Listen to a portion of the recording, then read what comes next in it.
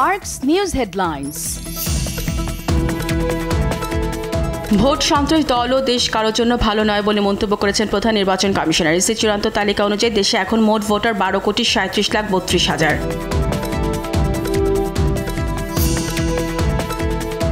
ডিসেম্বরের মতো জাতীয় নির্বাচন অনুষ্ঠানের বিষয়ে সরকারি কর্মকাণ্ড দৃশ্যমান নয় বলে মনে করেন বিএনপি। দলটির স্থায়ী কমিটির সদস্য সালাউদ্দিন আহমেদ বলেছেন, গণতন্ত্র উত্তরণের যাত্রাপথ দীর্ঘায়িত করার অপচেষ্টা চলছে।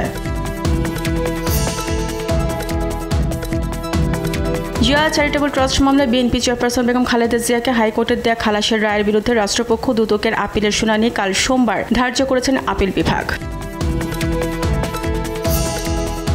গণ অভ্যুত্থানে আলোচিত শিক্ষার্থী আবু সাঈদ হত্যার ঘটনায় 4 জনকে 9 এপ্রিল হাজির করার নির্দেশ দিয়েছেন আন্তর্জাতিক অপরাধ ট্রাইব্যুনাল। চিফ প্রসিকিউটর জানান, শেখ হাসিনা সহ গণহত্যায় জড়িতদের বিষয়ে তদন্ত প্রতিবেদন চলতি মাসেই দাখিল করা হবে।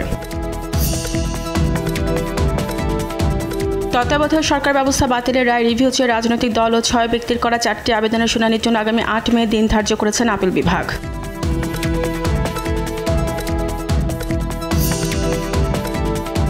আইন শৃঙ্খলা পরিস্থিতির উন্নয়নে ছিনতাইকারী, ডাকাত, কিশোর গ্যাং, সন্ত্রাসীদের তালিকা, হালনাগাদ ও অন্যান্য অপরাধ প্রবণ স্থানগুলোতে কম্বাইন্ড অভিযান পরিচালনা করা সহ 16টি সিদ্ধান্ত নিয়েছে স্বরাষ্ট্র মন্ত্রণালয়। বাজারে আকস্মিক ভোজ্য তেলের ঘাটতি তদন্ত করে খতিয়ে দেখা হবে বলে জানালেন ভোক্তা অধিকারের মহাপরিচালক আলিম আখতার খান। আগামী 15 দিনের মধ্যে তদন্ত প্রতিবেদন দেখে ব্যবস্থা নেওয়ার হুঁশিয়ারি দেন তিনি। 30,62,03,000 টাকা জ্ঞাত আয় বহির্ভূত সম্পদ অর্জন ও অর্থ পাচারের অভিযোগে সাবেক প্রধানমন্ত্রী শেখ হাসিনার উপদেষ্টা এইচ.টি. ইমামের ছেলে সিরাজগঞ্জের সাবেক এমপি তানভীর ইমামের বিরুদ্ধে মামলা করেছে দুদক। ইউক্রেনের শান্তি প্রতিষ্ঠায় যুক্তরাজ্য ও ফ্রান্স একসাথে কাজ করবে বলে জানিয়েছেন যুক্তরাজ্যের প্রধানমন্ত্রী কিয়ার স্টারমার। ইউক্রেনের প্রেসিডেন্ট ভলোদিমির জেলেনস্কির সাথে বৈঠকের পর বিবিসিকে দেয়া এক সাক্ষাৎকারে তিনি কথা জানান।